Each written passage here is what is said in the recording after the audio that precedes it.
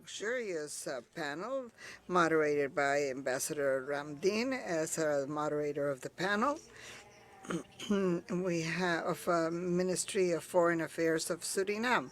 We have Mike Mora, who is specialist of the Inter-American Development Bank, Julio César Vega Gomez, who is General Director of AMIPCI, and then Miguel Porrua, who is leader of e-government of the Inter-American Development Bank, and then we have Diego Molano Vega, who was a former Minister of Information and Technologies in Colombia, and I'd like to point out the role that he had, Diego Molano, when we did the school in Colombia, in Bogota, because he made it for each member of the municipalities of all of Colombia attend the school, and this gave the school a very national dimension and federal dimension, and also the number of students. It was the school that started to have as many students as now, and it was the first school where his team in AMIPCI and CDT, it was fantastic. It was the first school that had remote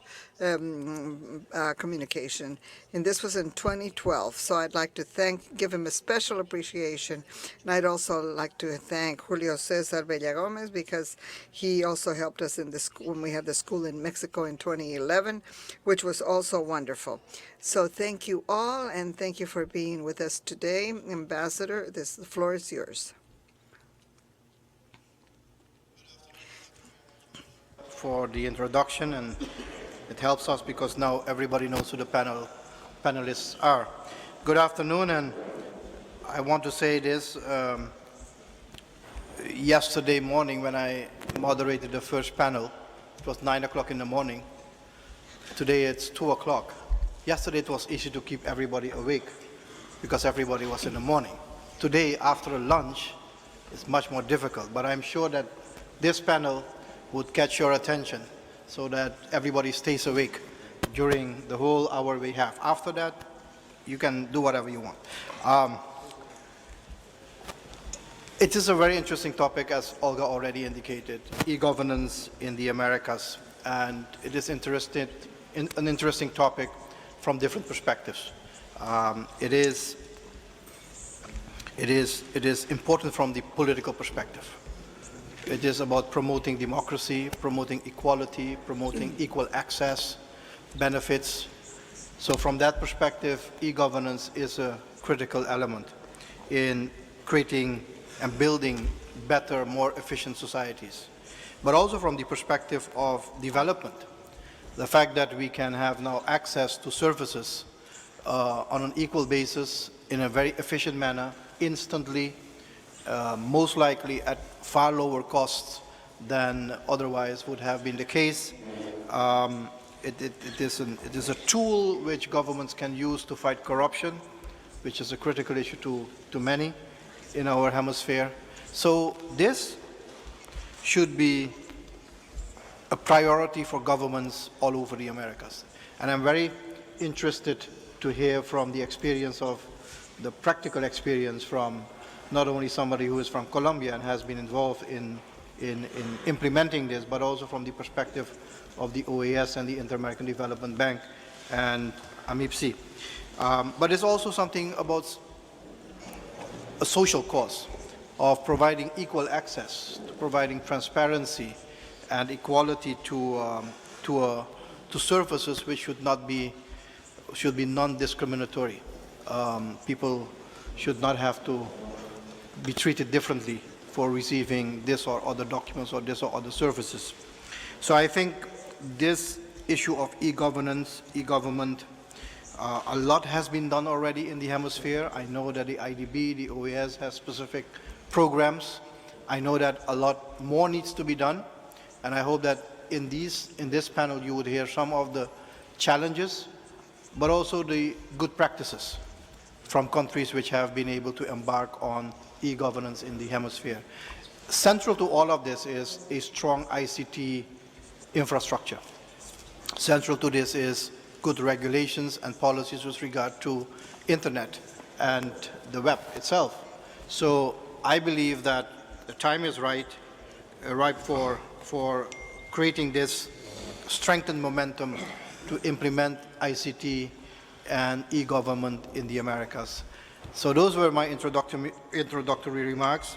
I want to remind you all that yesterday what I said is that I speak on my own behalf here as a person and not on behalf of the government of Suriname, although I'm in that capacity here, just to make that disclaimer. I want to start this panel by asking our colleague, Miguel Porrua, who used to be from the OAS and now at the Inter-American Development Bank, to lead off and to give an overview of e-government in the hemisphere, the challenges as well as the achievements throughout the bank. Miguel. Thank you, Ambassador Ramdin. I think I'm going to switch to the language of García Márquez or Carlos Fuentes. I'm going to change to the language of Cervantes. So thank you, Ambassador. If you will allow me to have a personal note, I'm very happy to be here once again in this wonderful room. I believe it's a great architectural piece, and especially with what we're going to talk about, the innovation and changes and so forth. Thank you to the OAS and to the Internet Governance for the invitation, and the Inter-American Bank, and to come back to this place where that brings me good memories. And it's good to recognize, Mr. Ambassador, when you were Secretary, and you were also, you supported us, you understood, and in your office, perhaps Mike can support this, that when we used to work together, we were always well received. These messages were well received, so it's good to recognize that, Mr. Ambassador. Since he's an innovator, we're going to talk about technology and be worried about the time. The ambassador said that we should do a radical innovation at this event, and it's going to be the first event where we'll be able to sleep without having to hide. That was the agreement. This is what's going to happen. Those who want to sleep with music, you have to stay on this side, and I'll tell you the app where you can select the music. It was well thought, Mr. Ambassador. Those who want to sleep without the music, sit on this side. We have 30 minutes. If he doesn't want to be awakened, put it on the app, and if you want to be awakened, and then you can put it in the app too. This could be a nice innovation. It would be a success. Take note for the organizers. Seriously speaking, let me follow what the Ambassador Ramdin has said, and we'll talk about what is happening in this e-government in the region. Then we will leave the technology, as the Minister Molano will say, although he's very strong, and I think he'll say technology doesn't matter. And then we will leave the technology and connect with issues that were mentioned by Ambassador of transparency, governability, and sort of, and other issues. I'm under the impression, I don't know what the rest of the panel says, that we don't have to hide the issue either, because it's not necessary to speak about technology in this country with the level of connectivity and many computers that there are, but in some countries of our region, yes, you have to talk about technology, infrastructure, and investment in technology, so we don't have to also erase the subject. Well, in the 5 minutes, or could be 6 or 7, that Ambassador Ramdin gave us, I prepared about 20 pages to tell you a little of how the region stands. So please be patient. Now, those of us who work in these organizations have an extraordinary privilege, and I think in this panel it'll be a great contrast to see a vision of maybe the minister and Julio that are in their countries day and day, and the privilege that Mike and I have of working in a multilateral organization and able to see what happens in every country and come to conclusions and more regional photographies. And this is what I'm going to devote to myself, and how I think that this issue is in the region. If one analyzes the progression of the last 10 years or so and focuses on the regional level, I would say that there are two specific areas that I would pay more attention to, and that is that the politicians started to by the issue and find the Santo Domingo agreement in 2006, and they were pioneers, and that if one reads it now, it's still active. It's still, and you could give them credit for trying to change society, because it's all included there. This is a basis on all of you here can also build in your countries. The second base is more of an operational level. There's a space to work in the electronic world that I leave that to Mike, who will probably talk about this. That is the development of e-government in Latin America and the Caribbean. At the more realistic level, there are two things in the fundamental of the progress of the e-government in the region. One is institutional building, or what used to be an altruistic issue now becomes agencies like Uruguay and Panama, or very consolidated like in Mexico.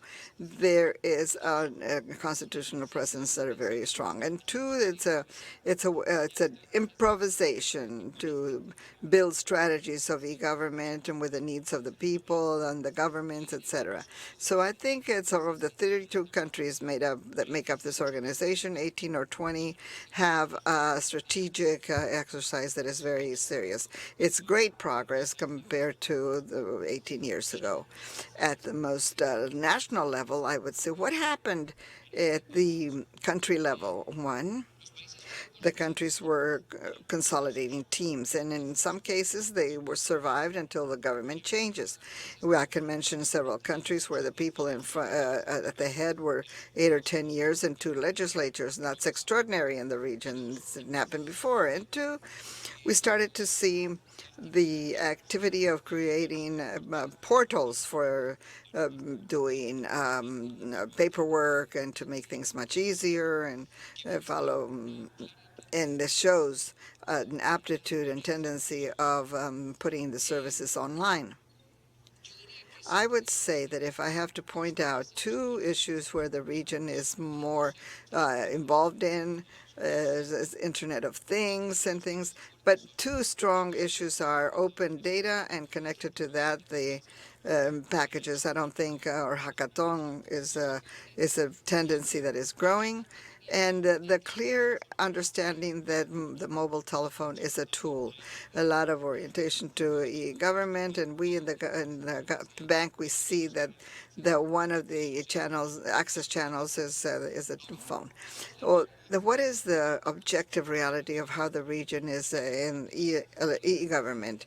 The reality is, it's not what Miguel says or anybody else, but what the rankings and the more objective studies say. The rankings say that we are not in good shape, although what I've just said, in spite of what I just said, the ranking of the UN among the 50 higher countries, there are only 3 in our region, and below the 100 there are 11. So it's a lot with the level of development that Latin America and the Caribbean have. So it's not progressing at the rate it should. I would say Diego Molano specific, or maybe even Julio, will say more about the reasons for this and the reasons why these 3 are among the first 50. For example, Colombia is one. I have the impression that there's a lot of need for politicians to practice what in the U.S. is called the put your money where your mouth is. So there's a lack of investment and resources. And Miguel Molano will tell us what they did in Colombia, and he may agree with me or not, but there's a tendency of investing more resources. And the reality of the region is that there are still a lot of things that are done by paper, with papers. I was reading an article of someone from Panama who was such interesting, and he didn't understand why they made him walk 3 times to the same place to get a form, and he just didn't understand it. And this wasn't told by a journalist, but someone, a citizen that was telling us what he had to do. And this is very general in all the region. Now, what tendencies in this scenario, what tendencies do we see from the point of view of the bank, or that appears in projects that the bank supports technologically in the country? So one is that there is an interest to put things online, and is the one that's called doing business. There's no country in the region that wants to be outranked in doing business, because this is at a certain uncertainty, economic uncertainty. I don't know if that's the correct word, but at least they are considering this with all the issues that have to do with businesses and investments and generating resources for the public, for the government. And this way, to facilitate businesses and this ranking it's an obsession, and there's some that are supporting public services more, that don't have as priority all the services for doing business. Now, there's a growing concern in all the projects, and this is a good news, for the interoperability. This is something that was lacking because it's such a complicated word to even pronounce it, so one prefers not to even mention it. But it starts to be, the government start taking seriously the fact that you can exchange information and data between the different public offices to avoid headaches for the citizen. There's a tendency also, it's a growing one, to be concerned about cybersecurity, and this is where I can give an ad saying that IDB and OAS launched an inform on how this is in Latin America and the Caribbean, that shows but in the region, this is something of great concern.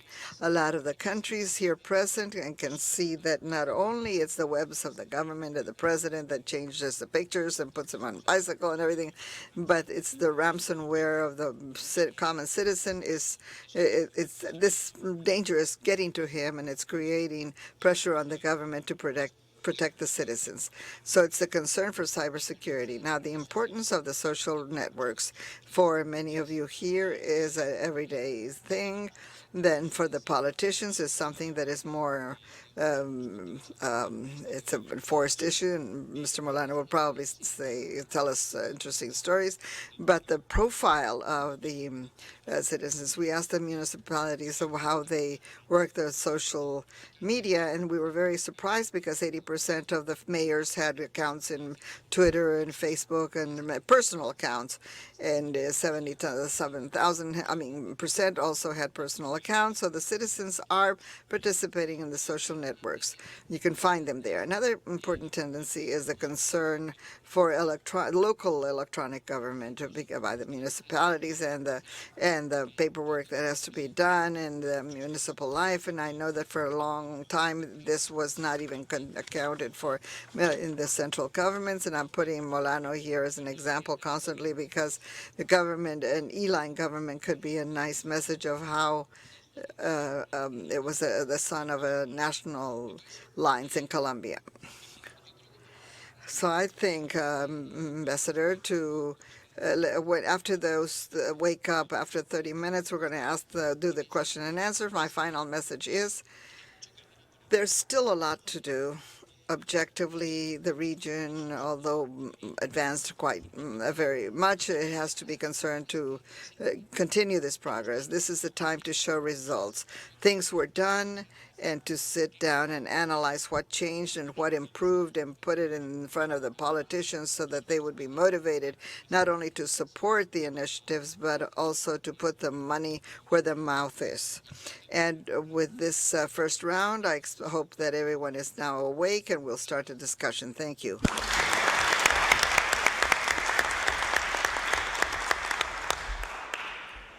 Thank you very much, Miguel, and I think you're quite correct to say, while much more needs to be done, we have to have an optimistic, positive perspective to build on what has been achieved. But really the real message is political commitment from words and intentions to real action. That is where you put the money which is necessary to create real results. We'll come back on some of the issues you mentioned in terms of the trends and the initiatives which have been undertaken. I wanted to continue with Julio César from the Mexican Association of the Internet to give his perspectives, and then will come back to the OAS. Muchas gracias, embajador, y si me lo permite. Thank you, Ambassador, and if you will allow me, I will continue in the Spanish. Thank you, Olga, Adrian, Oscar, and the authorities at the OAS, Belisario, whom I don't see right now, but I know that he was around here earlier, and of course all the assistants, the attendees and the panelists, and it's an honor to be participating with you. To answer what the AMIPCI is, this is an association which is basically made up of companies of every size and form in every sector of the Mexican economy, and that for many years now, since 1999, we participate in the building public policies and also standards regarding the issues that have to do with Internet. Here I'd like to refer to two issues. First is the recognition of all of those who participate very broadly in society of information and in a certain sense the electronic world first, and then secondly I'd like to talk about the coherence of what is done with the support that exists on the issue of regulations. In the first view of this and the first effort to understand precisely who participates in society of information, especially in the electronic world, we usually hear that the main actors in the electronic government are, of course, the government itself and also the citizen. But I would like to point out the issue or the role that is played by private enterprise and the companies in the e-government. And for this, I'm going to refer to three anecdotes that many of you have probably lived, and you will probably remember some in the past. At some point, this tool that is called email, which for all of us is so natural, at some point this was a disruptive technology. And many of you will probably remember that working with the government, all of a sudden we had instructions to change our emails, in Hotmail, for instance, where we had to put our initials and then the initials of the administrative area where we work at hotmail.com. And this email is what we use normally for our work, with the government. I used to work in the department in Mexico City and Secretariat of Natural Resources, and then later the Secretariat of Economy. And in those days, the government of Mexico made us use this technology. There were no regulations or protocol. And we didn't know what was going to happen or how it was going to work, this exchange of information. However, it was done. And this is how we started the email server.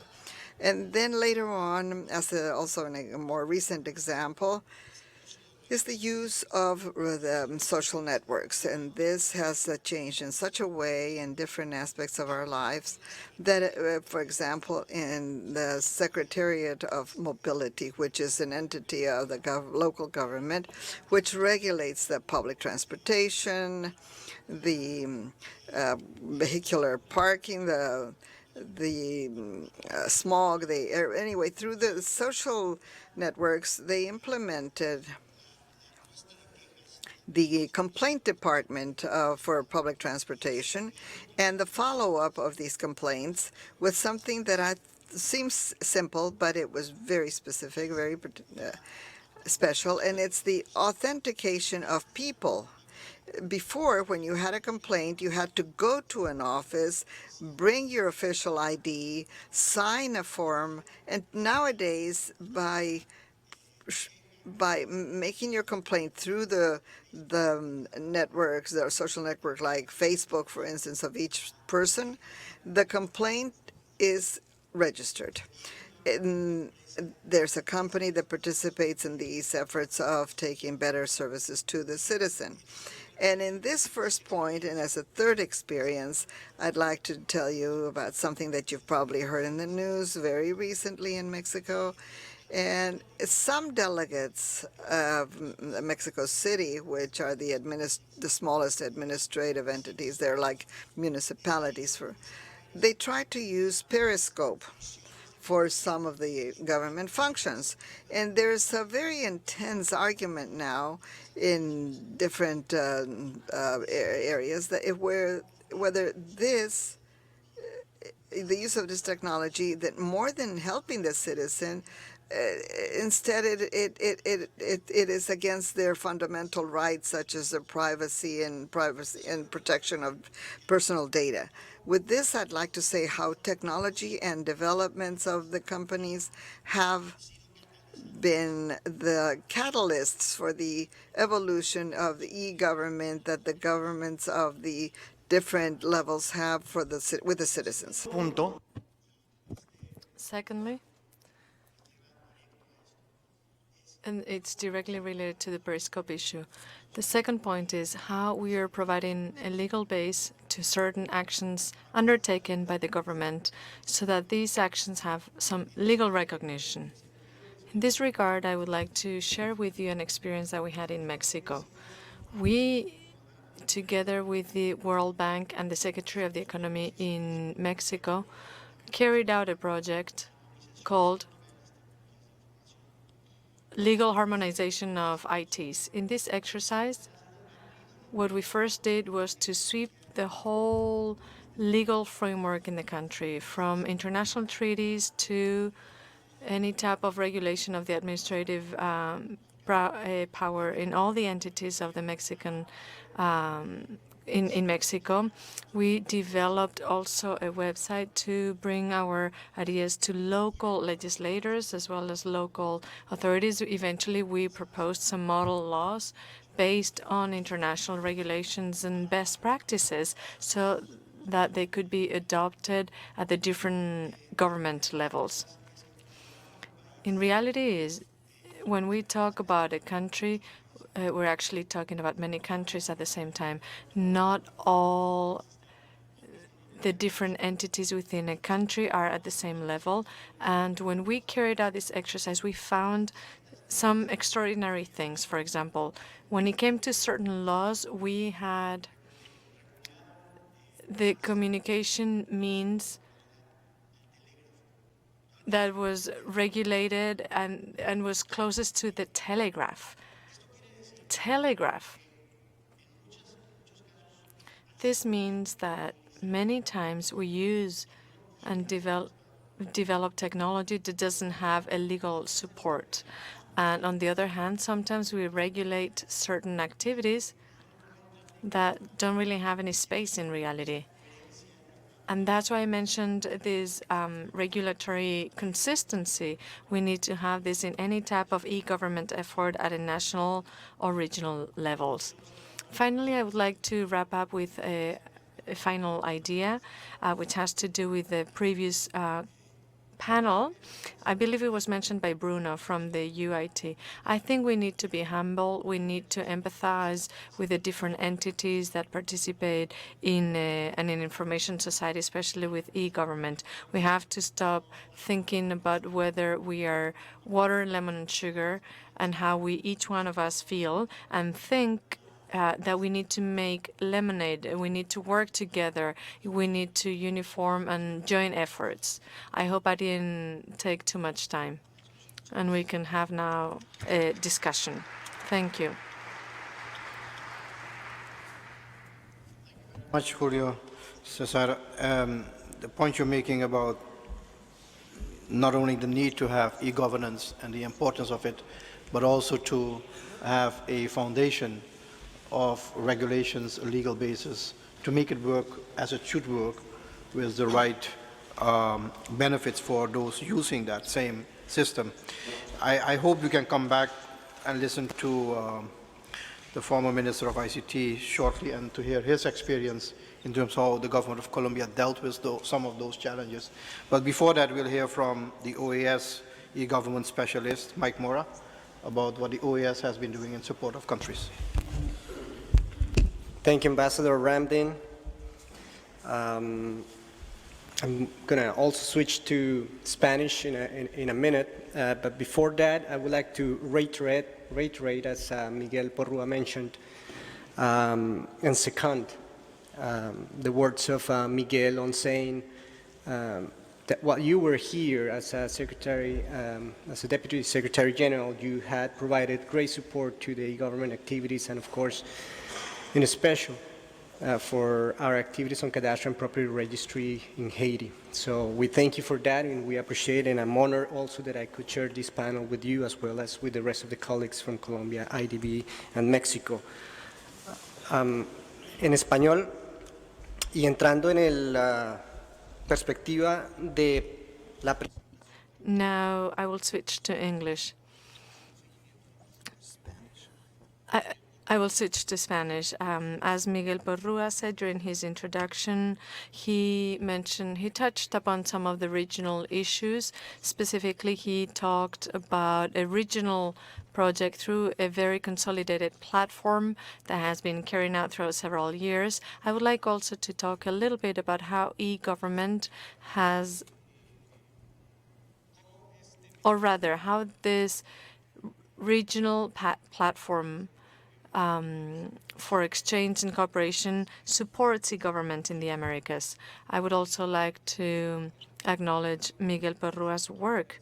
When he was here at the OES, he promoted his work was the incubator of e-government here at the OAS at the regional level. So to a large extent, the success of the network is thanks to him. It has been working for 12, 13 years. That's why I wanted to acknowledge his work too. And now,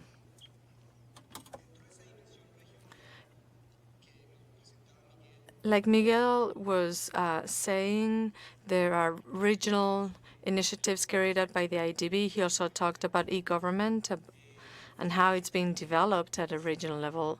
And I wanted to say that this is all supported by two elements, exchange and cooperation.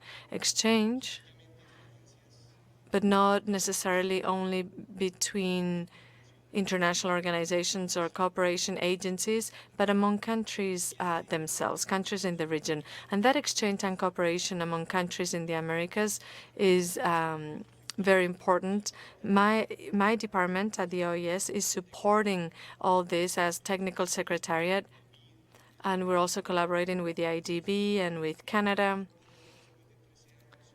After 13 years, the network is consolidated as the REALC network, the e-government network for Latin America and the Caribbean. This network has supported e-government in the Americas. We exchange knowledge, we develop strategies, national e-government strategies, and all this is very important. This is a cooperation space, not only to exchange knowledge among authorities, but also as a regional nucleus or forum where e-government authorities can come together, also national e-government agencies, and also those ministers that are responsible for the e-government agendas in the different countries, not only to get to know each other, but also to exchange experiences in this trip towards promoting e-government in their respective countries. There are very specific cases. Miguel could actually deepen in some of them, very specific exchanges in terms of solutions for border issues in the Caribbean with Jamaica, or also related to electronic paperwork or bureaucracy, solutions that countries that lead e-government in the region made available for their peers in other countries in the region. All this through the REALC network as a mechanism to increase cooperation among countries in the region through different instances. This exchange of solutions is a real exchange. You can go to the network's website and you can find a tool, for example, through which countries have exchanged information and different solutions that they've implemented to be used by others, or through other tools to exchange information that have been very important in terms of developing e-government in the region. I would like now to take a minute to try to explain what this exchange platform is, how it works, because it's one of the key elements in terms of exchange of information on e-government in the region. First of all, it's an inter-American network. Second, it has a government chosen by the countries themselves, and they address e-government not only at a regional level among the different countries, it's also used as a very important mechanism for e-government within countries. The network has a chair right now. Uruguay holds the chairmanship. We believe Uruguay is a leader country within e-government in Latin America and the Caribbean, according to indicators and global rankings. Through their e-government agency, AGESIC, they are holding the chairmanship of the network. This is very important for the region. E-government has to advance not only within countries, but also in the region as a whole. Countries need to cooperate with each other in order to move forward. So Uruguay, for example, is very well positioned at a global level in terms of e-government or e-participation. They are supporting heavily the network. They're also providing technical assistance to other countries through cooperation channels that they opened up with this goal in mind. There's not only one chair, we also have representatives from each of the subregions that are part of the executive committee. This is very important too, because not only do we have a space for countries to work in an orderly manner on the regional e-government agenda, but also the platform promotes coordination among countries in the different subregions, for example, Mercosur, the Andean region, the Caribbean, Central America, and so on and so forth, so that these subregions, which are on a similar footing in terms of their development levels and e-government, can take advantage of this space in order to exchange information and promote e-government. Two things that I would like to note that have made this platform, e-government platform, develop throughout the last 13 years. First of all, there are very different countries that are part of this platform in terms of their technological, economic capabilities. We also have countries that don't have as many capabilities as others, such as Uruguay, for example, or like Miguel was saying, he said that there are 12 countries under the country ranking 100, according to the UN ranking. Therefore, basically, what I'm trying to say is that there's a great difference among the different countries, a very big disparity. So the network has managed to reduce consolidation times, or how fast e-government moves in countries in the region. And this is very important. We don't need to reinvent the wheel. Colombia has a great deal of experience. Chile, Uruguay, Mexico, they're pioneers in the region. They're taken into account, and there has been a great level of cooperation among countries so that we don't try to reinvent the wheel. And we just learned from Colombia's experience as well as from the other countries' experience. There are countries, like I said, that have much less capabilities, but learning from these other countries that are leaders can actually move faster. The second thing that we've seen is that there has been real progress in terms of e-government. Challenges are still there. We need to move faster in terms of e-government, but we are moving forward. So we still have a great challenge, like I said, which is this great disparity among countries in terms of e-government. And this is not only because e-government is a fundamental, and we need to decrease this disparity, not only because e-government is a fundamental tool for the government, but also to have a positive impact. And I think this is much more real, actually, after the consolidation of the development agenda for 2020-2030, so that e-government becomes a very important tool in order to achieve the sustainable development goals that have been established. I would like now to finish just by saying that countries' experience in terms of e-government can really help other countries, and we need to cooperate. And there are certain experiences that are very important. For example, open government through a working group of the GEAC. We're supporting the establishment of an agenda on open data through the Latin American Initiative for Open Data. But this way, we will also manage to coordinate better to achieve. My purpose to will have it so that we can questions from the audience. We ask for. And that's what we have to talk about. But the following technology and is very linked to our personal lives. You don't know where privacy is and where public good ends. Please take out your cell phone. Turn it on. Lift it up. Lift it up. On. Does everyone have a cell phone? Please lift it up. Everyone, absolutely everyone. Lift up your cell phone. Unblock your cell phone. Please do so. Unblock your cell phone. And now give it to your neighbor. Give it to your neighbor.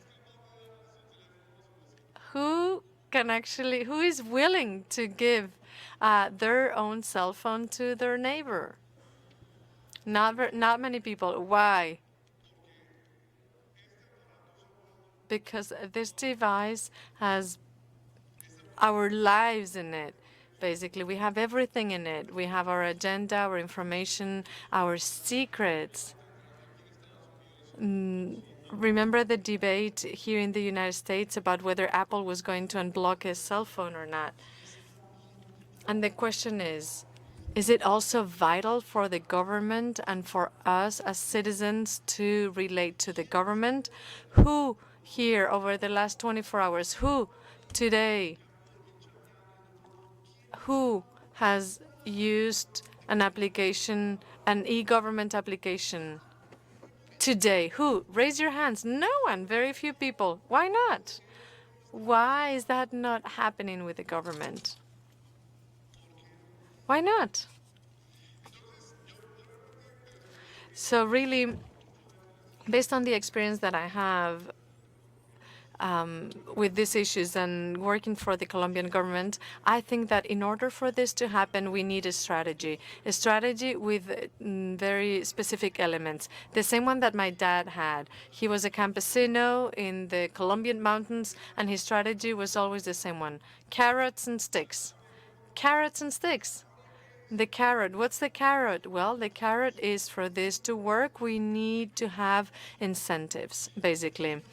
We need an ecosystem. We need the right environment for this to happen. And what is that? We need talent. We need talent or talented people that know not only to develop technological applications, but also to manage them. Here we have a large problem in Latin America, gigantic. The number of IT engineers in the region is falling.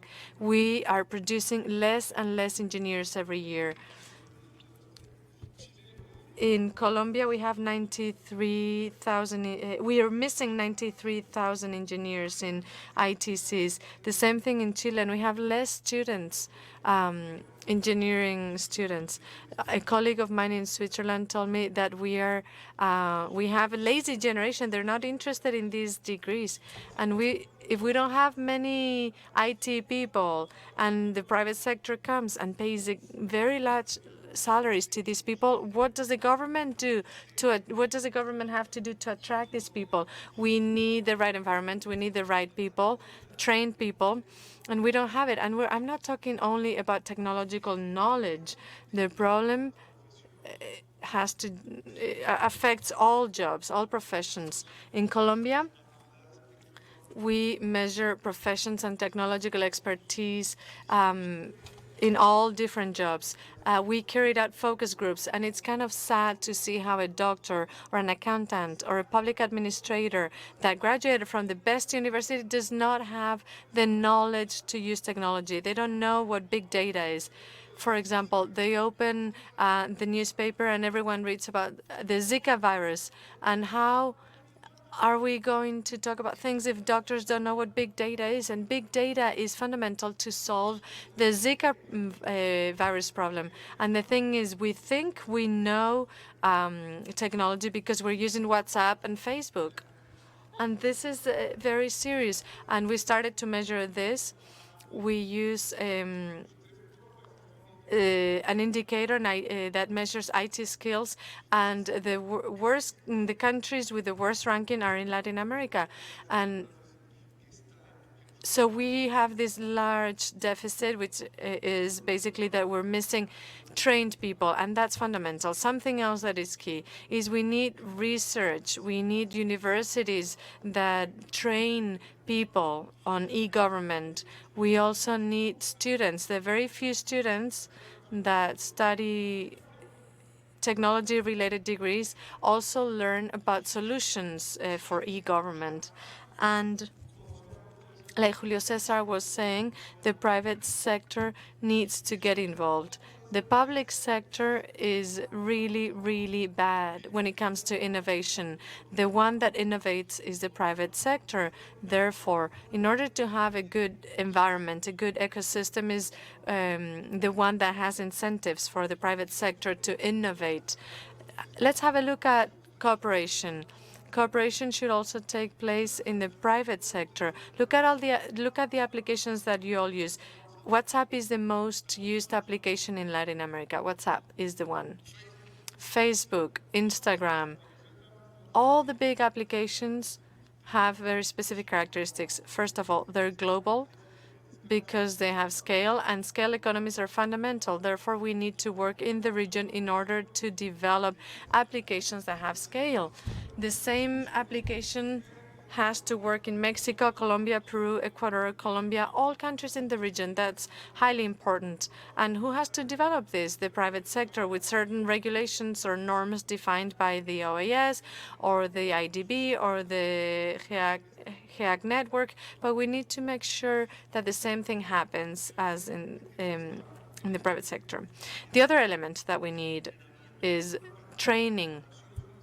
Not only education, university education, but training with public officers so that they understand how they can use technology, understand the government's problems, and link those two worlds, bring them together. And when you see trainings carried out in the region, they're not many, and they actually need to focus on political leaders. In Colombia, we were very successful training candidates for the different positions.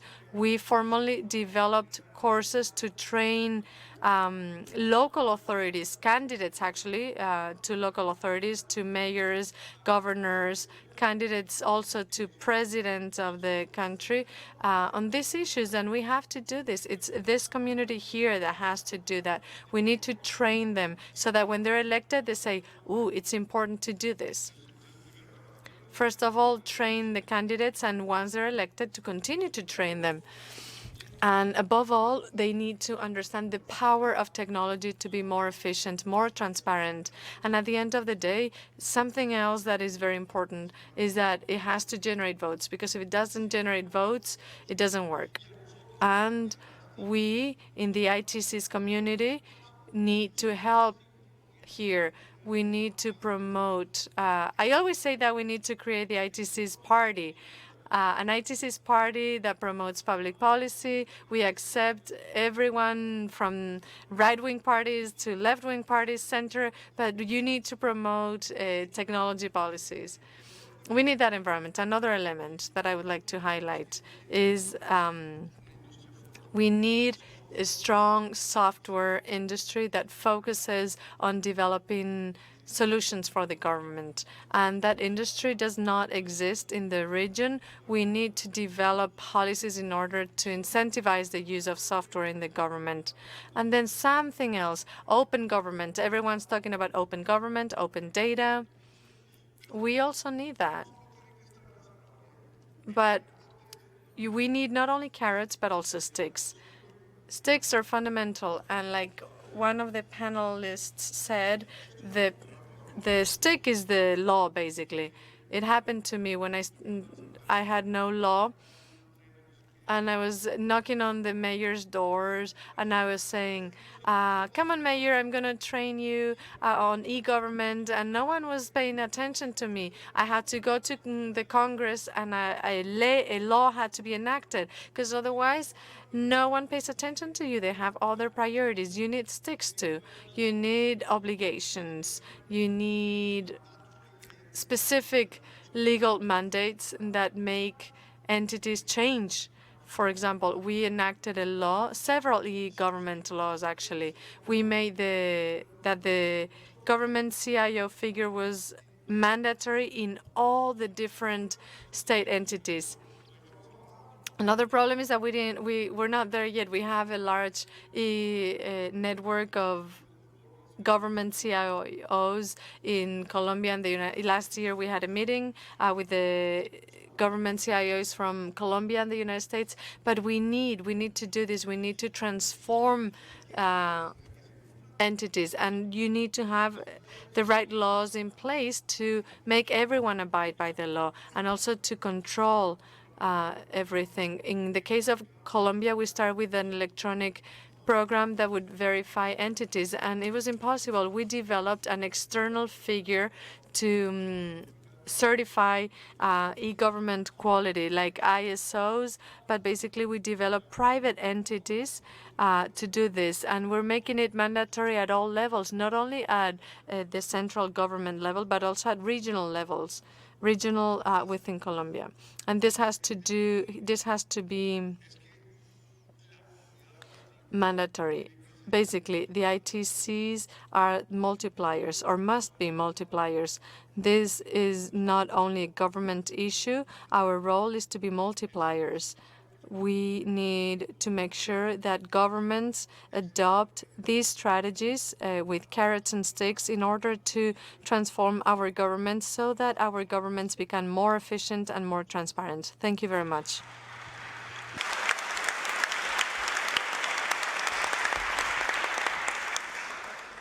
Well, Diego, thank you very much. Muchas gracias. I'm sure you're awake now.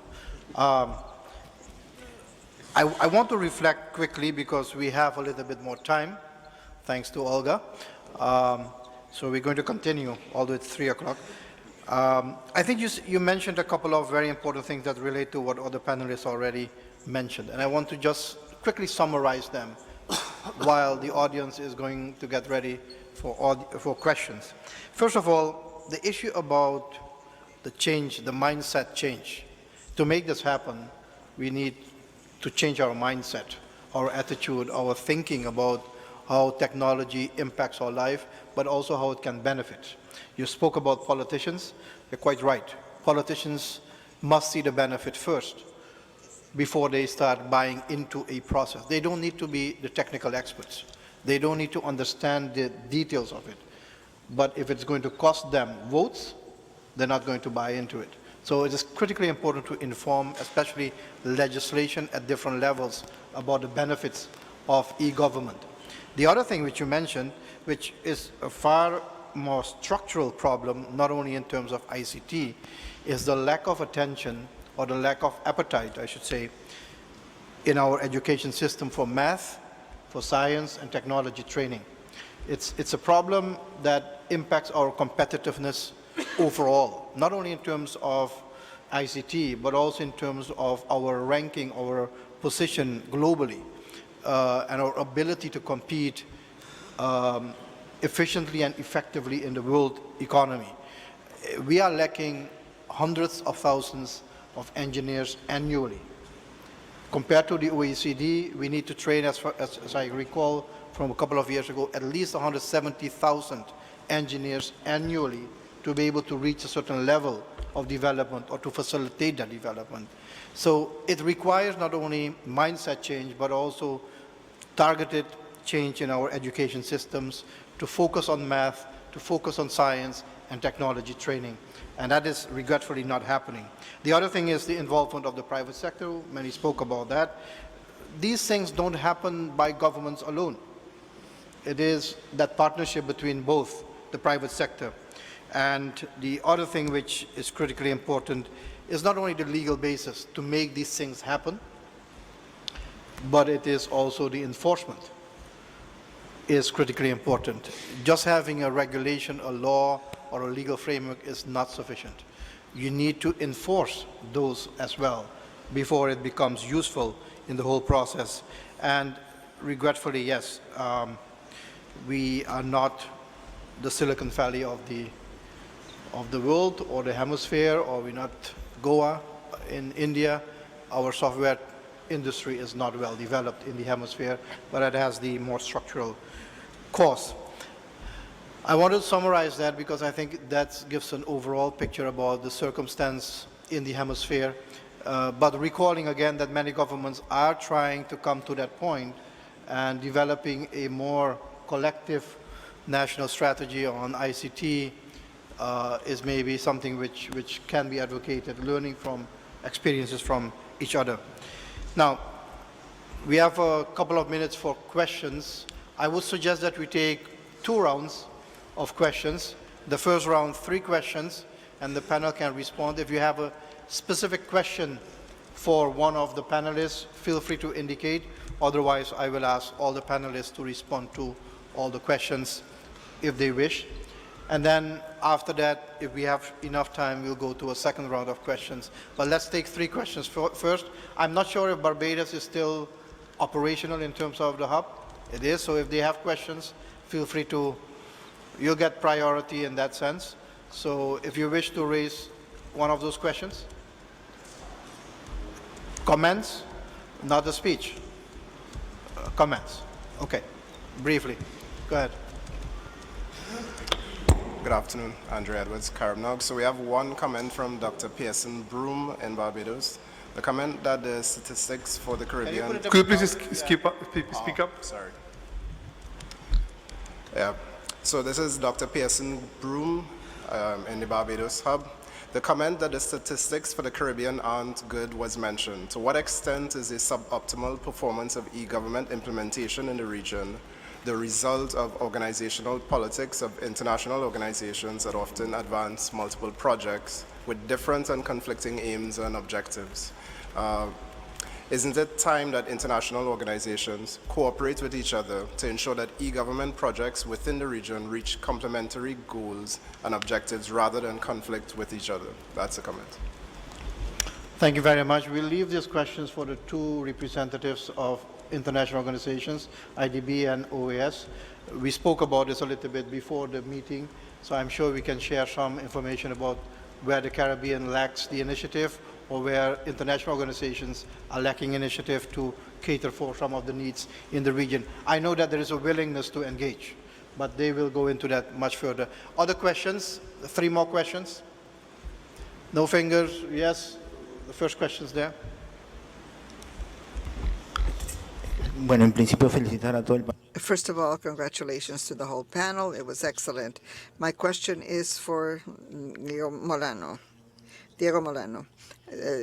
I'm from Peru. What changes should we have in the standards or laws of a country in order to support the electronic world? The first type would be a legal change. First, I'd like to know if this is right, or what are the steps that must be taken. Thank you.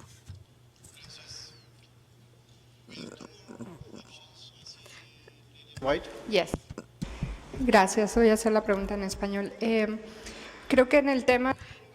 I'm going to ask in Spanish. In the issue of governmental laws, the laws and responsibilities of public employees and the use of the budget is an obstacle for trial and error. For instance, in Silicon Valley, the companies flourished because if something didn't work, it was a lesson. But for a public server, this is an administrative responsibility, etc. So I believe that this is also something that has to be analyzed. How do you create labs that have the budgets that, although if they fail, the public servants will not be punished, or as Molano said, the incentives would not be well placed. And Diego, I have seen, I don't want to be political, but I have seen only people from the right. Anybody from the left?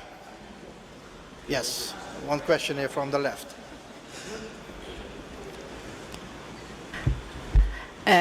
Mi nombre es Miriam Rojas.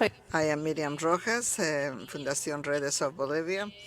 A while ago, I was with a group of people, and I agree with you, Mr. Minister, that I believe that sometimes it's important to have laws or the rules of the game on which we're going to work. And sometimes we believe that by having rules, it's like alter a series of things. But even in games, we all have rules to be able to play, because without rules, sometimes we could alter many things. So as professional in the area of psychology, I believe that these are issues that we have to think about. How could this affect us? Because when I work with children, I show them a little bit of how the internet system works, and sometimes they start to think about the rules that are used, and they say, well, we are being taught to respect rules and standards, but there are places that don't do this. So this, I think, is something that have to be coherence in the educational system that we have to implement. Thank you. Thank you. Start with the first question from Barbados, from the Hop in Barbados, and ask Mike and Miguel to respond to that, specifically to capacity building in the Caribbean. Mike? Thank you, Ambassador. A comment, so I will add to that comment. I'm probably just going to do it in English, so if it's better for Barbados, I'm not sure if they're connected online. Just to say that the first thing, adding to the comment, is that I think the countries of the Americas, through the work of Red Gealc, have addressed the fact of finding ways for different initiatives in the region to align their interests. And that they have expressed that, and I think they're doing a job in addressing that and trying to find a way to connect the different initiatives, regional initiatives out there for the benefit of the progress and advancement of e-government. I mean, I think one of the very good examples of that is just the fact of coordination between two international organizations as IDB and the OAS to promote a common agenda of electronic government in the region. So there are a lot more players beyond IDB and OAS, of course. But if you go and see back the statement of the countries of the Americans on e-government last year in Mexico, which is called the Compromiso de Ciudad de México, approved at the margins of the 9th annual meeting of the directors of e-government of the region in August last year. There's a couple paragraphs there where the countries acknowledge the fact and the need to align the different initiatives in trying to find common grounds on those ones. And I think they're moving on that direction, but the world of the international aid and cooperation is quite complex. So the good part about all this is that the countries acknowledge that, and the countries themselves in these regional platforms are making as much efforts to make sure that they align on that direction. And I'm just going to close with two things. The interest of the projects, and this is just a comment on the comment, shouldn't be out of two things. I mean, the interest should be out of two lines. First, to strengthen the government, for e-government to be a facilitator of the government. And second, of services to citizens. So you have to do those things. You need to strengthen government through ICTs, and you need to offer effective, transparent, efficient services to citizens. Out of those two, even if it's to private sector and so some other things, I think there's not much room to get out of what should be the purpose of interest on those projects. Thank you. Thank you. Miguel? Just very briefly, Ambassador, three messages. One is, yes, there's always room for improvement in coordination among international organizations, no question about it. As Mike was explaining, this is a good example. In this field in particular, we coordinate big deal. And just, I invite you to go to the RegGL website and see the organizations, the multilaterals that participated in all the annual meetings and ministerial meetings. You're going to see them all, mostly. The second message is on a more, I would say the second message is just somehow blaming or looking for excuses in that part is just distracting yourself from the main reason, in my view. And on a more operational level, coordination happens in three different ways at the national level, which makes it really easy to coordinate, to be honest. One is every country has a donors coordination meeting that happens every 3 or 6 months or annually, and we all specialists feed up with information for that. So all multilaterals in each country sit to coordinate. Second thing is, no one of us multilaterals can do anything in any country moving a feet without the approval of an office, usually within the Ministry of Foreign Affairs, that gives us the okay. So the government itself has an instance for coordination that makes it very difficult for us to work with lack of coordination. And the third piece is, if you analyze some of the projects, many of them in the region, some of them involve different organizations working together. We have projects, big projects, with the World Bank, with the European Union, with ECLAC, with several of the players. So I would say, yes, there's room for improvement, but just putting a lot of reasoning or justification in that would be a distraction, in my view. Thank you very much. Out of my own experience, I know that both organizations with others are doing a lot in the region to entice a more active role of governments, but it is a two-way game, a two-way play. It will be useful to consider, if not already done, a specific e-governance conference in the region to bring all stakeholders together, because I think you have to create a level playing field of information, of capabilities, so that every country knows what is available and how they want to buy into that. It would be useful to have such a kind of an exchange among countries which are similar in level of development, and then at the same time benefit from the experience from others. Going in terms of benefiting of experience, Diego Molano has some comments also on the same topic, but I would ask him also to continue then in the other areas which were raised here in terms of rules, in terms of standards, and in terms of the role of civil servants in terms of the regulatory framework. Diego. Bueno, gracias, embajador. Thank you, Ambassador. Before going to the second question, I'd like to make two comments on the question of Barbados. The first one is the role of the international organizations. First, there's a political role, and this was shown that this has advanced very much. The Declaration of Santo Domingo is without a doubt the best document in policies that there is, e-government. And this something that should be done is to update it. It's not really old, but there are things that have appeared, new things that have appeared, such as the privacy, the debate of privacy and by data. And it's good to update it because this is a tool that the political leader who would like to use it has it to be used, and it has to be updated.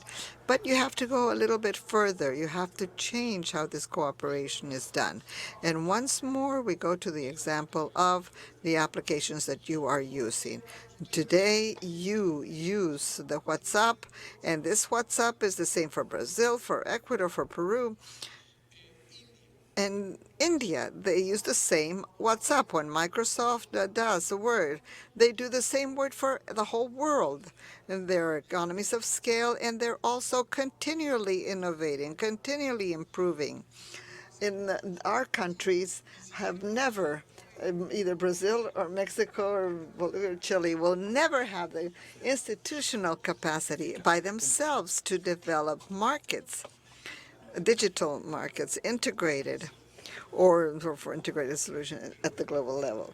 But the international organizations can help for their markets and solutions appear, because at the end of the day, the solutions are the same. From the relationship solutions between government and the citizens sent to the internal ones in the government, such as the electronic invoices.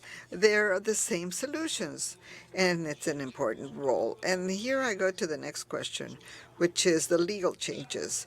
Of course, we need laws. Of course that laws are needed for people to do things, but at the same time, there should be standardized. Today, technically speaking, the electronic government problem is not what we have focused so far, which is relationship between the government and the citizen, that there be easy forms, etc. That's not the problem. The problem is in the back office. The big problem is in the back office, the architecture of the information systems. Today, one goes to any country and the database of one ministry does not talk with the other ministry. There are problems of authenticating the citizens. There is no rule of how to buy technology, of interoperability. Today, Miguel did something with cybersecurity, and they take a picture of Latin American security, but then what do? All of this has to be in as the rules of the game. As Vivian said, that there have to be rules of the game, and they have to be in a law. It's not voluntary, because if it was voluntary, then some will have some rules and others will have other rules.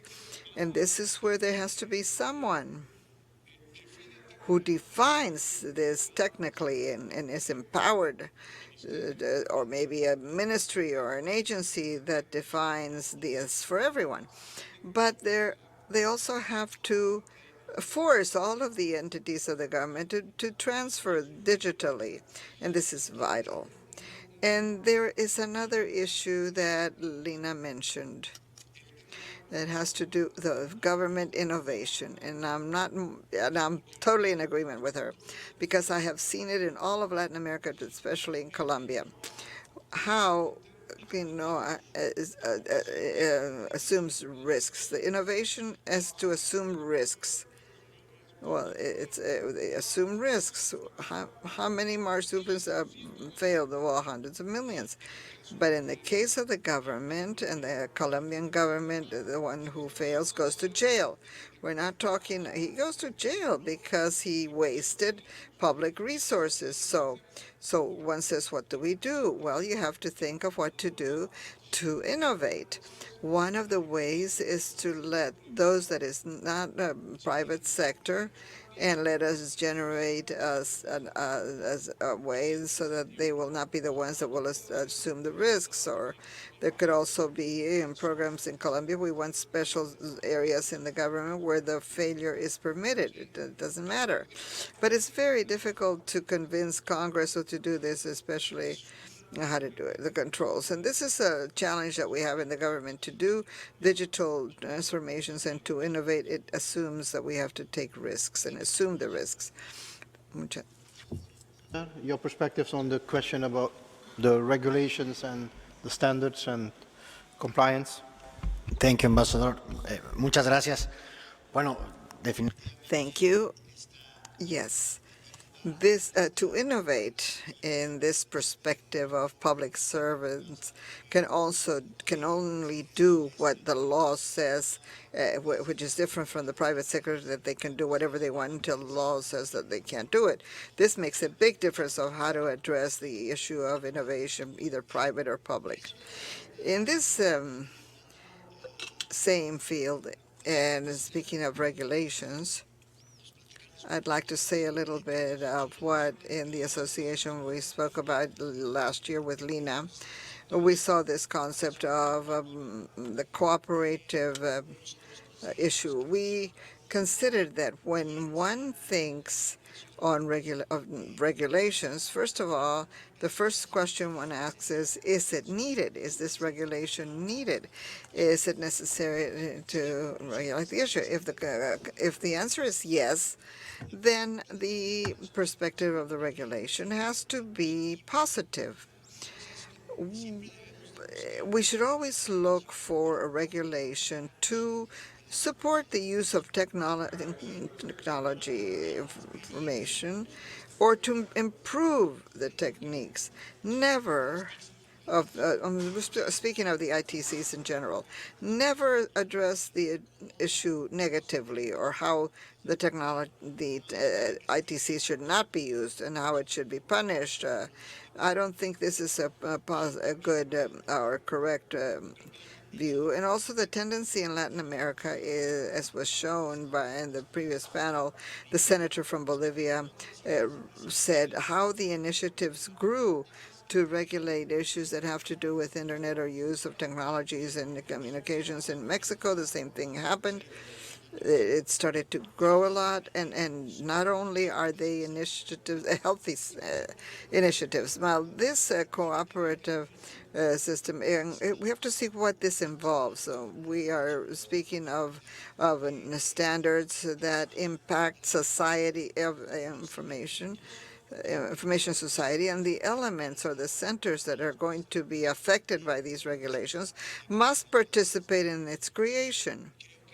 I believe that it's too arrogant to think that any sector where we know everything and this exercise of humility and being able to cooperate one with the other for a common good is what should be the premise for all of the countries in the region. In this way, we could have the appropriate laws and standards in such a way that it will promote a healthy way of new regulations in the whole region.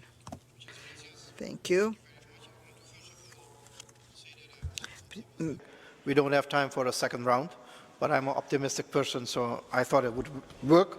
We have to conclude this panel, which is 25 minutes over time. But I think we had great presentations from the panelists. We could have gone much further and much more deeper. It is clear one thing is that progress has been made in the hemisphere. Countries are committed. It is now going into the second phase of that commitment, is how do you do structural things, strategic things, to make e-governance really part and parcel of our society. And for that, we will need to make changes in our mindset, in how we look at things, in our education system, train appropriate staff, capacity building. It will require working with the private sector. It will require a legal framework, not to frustrate the use of the internet for e-governance, but to facilitate the use of e-governance applications. And of course, to have the whole society involved in this process, not only the cities, but also the rural areas where e-governance is equally important. And that will take time, but again, exchange of good practices is important, and the commitment of international organizations to help governments is equally important. So I think we have the right framework, but there are some decisions which governments must take in terms of making this a strategic priority in the development orientation, and it relates to some of the Sustainable Development Goals which have been set and approved by all member states in the world to work along that. I think it will create a better society, a more efficient society, a more transparent and open society, and it will benefit all, and that is where politicians will have to look at. I thank you all very much. I thank the panelists, and I think we had a great hour and a half. Thank you.